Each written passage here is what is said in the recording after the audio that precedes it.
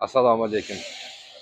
Mana biz Arlanda shahridagi Al-Buxoriy islom markazidamiz. Ya'ni bugun 2-may, juma kuni juma o'qigani kelganmiz. Bu islom markazi 1917-yilda shu o'zbeklar shu yerda sal ko'payishini hisobiga tashkil bo'lgan ekan. Bu yerda masalan hozir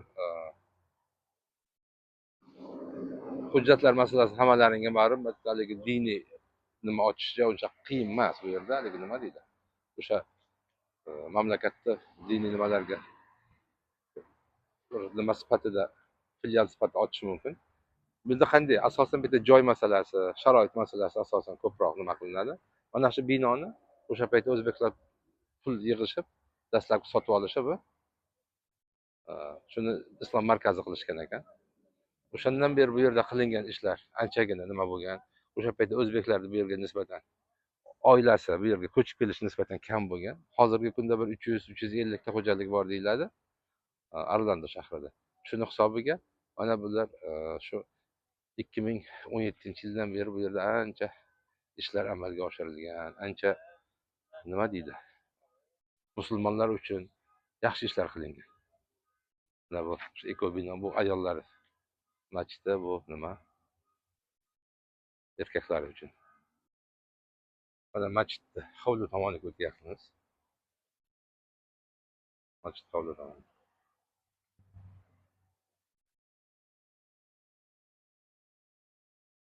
Mana masjid hovli tomonida talabalar uchun maxsus mana yotoqxona, oshxona, shunga o'xshagan joylar tashkil qilingan bularda.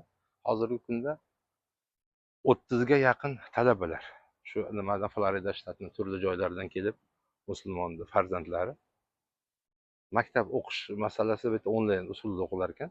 Shu yerda yotib shu islom dinini o'rganish, Qur'on o'rganish ishlari bilan shug'ullanyapti.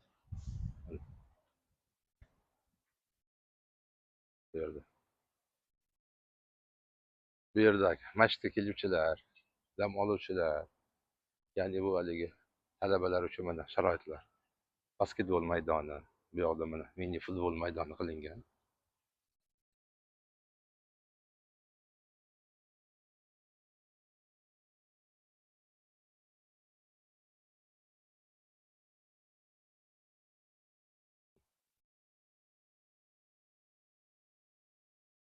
Masjidni boshqaruv sistemasi qanday?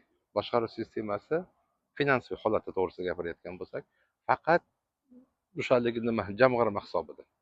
Bu yerda bir haligi bir birorta byudjetdan yo bir boshqa tomondan mablag' ajratilmas ekan. Mana shu hozir biz ko'rib turgan sport maydonlari ham hammasi shu bu yerdagi o'zbeklarda nimasini hisobiga qilingan. Pullarni hisobiga qilingan. Hammasi. Lekin bu narsani tepasida turib tashkil qilayotgan insonlar asosiy maqsad nima? Asosiy maqsad bu yerda shu o'zbeklarni jamoatini tashkil qilish birinchi o'rinda. Ikkinchi o'rinda shu udumni, o'zimizni qadriyatlarimiz, udumlarimiz shularni esdan chiqarmaslik, shularni doim ushlab turish. O'sha o'zbeklarni to'planadigan bir joyni tashkil qilish bu yerda. Masalan, har xil, endi inson bor joyda har xil masalan sovuq, issiq ma'rakalar bo'ladi. Bularda hammasi o'z-o'zidan masalan bir dinimizda urf-odatsiz o'tmaydi. Masalan, birov to'y qiladigan bo'lsa nikoh kerak, birov nima o'ylaydigan bo'lsa dafn marosim bo'lsa bu narsa kerak.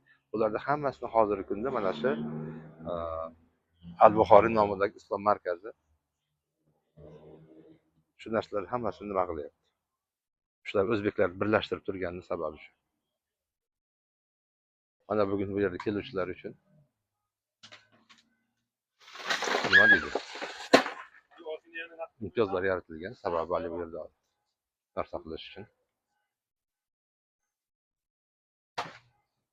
Mana endi hozir bu yerda mana qurilish materiallarini olib kelishgan. Hozir bularning maqsadi kelajakda bu yerda madrasa tashkil qilish, ya'ni ham buni rivojlantirish, shunga o'xshagan narsalarni qurish uchun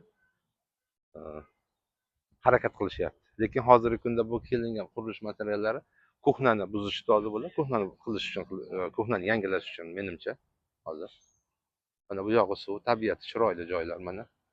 Yana bu yerda hozir ko'rsataman. 2023-yilda bu yerda o'zimizda masalan elchilar bu yerga nimani O'zbekistonda Amerikadagi elchilari bu yerda, keyin diniy ulamolar ko'p keldi bu yerdagi bo'layotgan ishlarni ko'rishib, bu yerdagi o'zbeklarni uyushganini ko'rishib xursand bo'lib ketishgan. Lekin shularni hisobiga o'zbeklar ham o'zlarini mehnatlari bilan, o'zlarini nima deydi, bu yerga bo'lgan muhabbatlari bilan doim izhor qilib turishadi. Mana hozir biz nimaga o'tdik?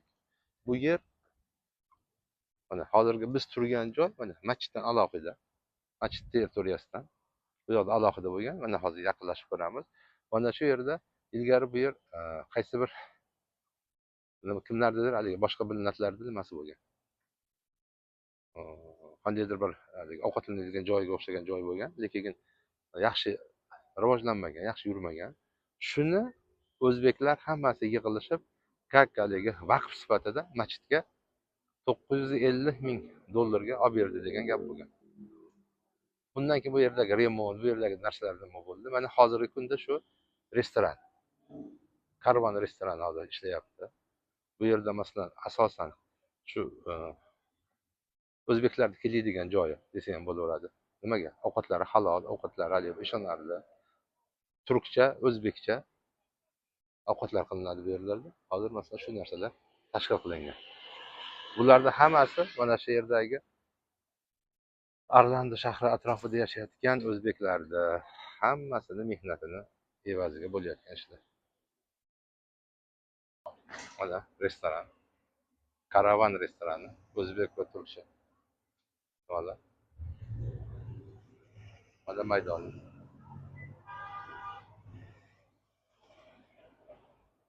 Mana karavan restoranini ichkarisida hozir bu yerda bir 80 o'rinli restoran qilingan mana.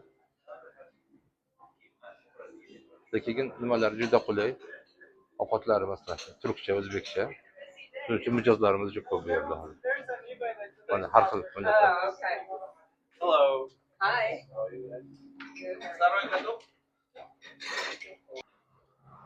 Mana restoranning yo'l tomonidan ko'rinishi.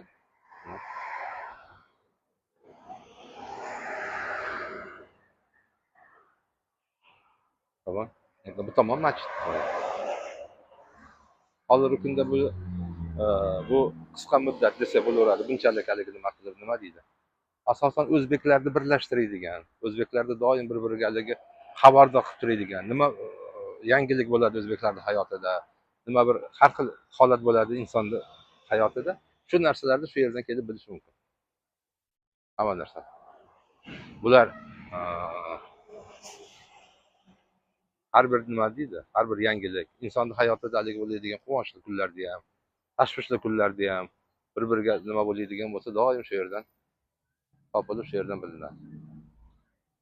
Xudo xolasa bu yerda kelajagi obod hali. Bu masjidlarni yana kengaytirib, bu yerdagi haligi nimalarni bir-biriga jipslantirish, mana shu yerda ish olib borayotgan insonlarni mehnati, xudo xolasa bular yana ham bundan hech qachon qochib yoki ularda bir suslik qilishgani yo'q. Bular juda ham bir xalqni bir-biriga jipslatib, juda ham bir nima deydi? Xalq uchun mehnat olib borishyapti. Eng asosiysi insonlarda bir-biriga bo'lgan mehri, bir-biriga bo'lgan oqibatini ushlab turish. Jamiyat borki, inson o'sha jamiyatga a'zo. Jamiyatsiz yashab bo'lmaydi deyshadi. Shuni hisobiga albatta bu yerdagi haligi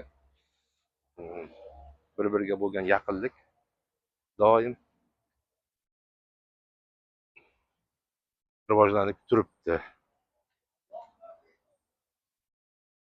Salomat bo'linglar, yaxshi kunlarda ko'rish hammamizga nasib aylasin.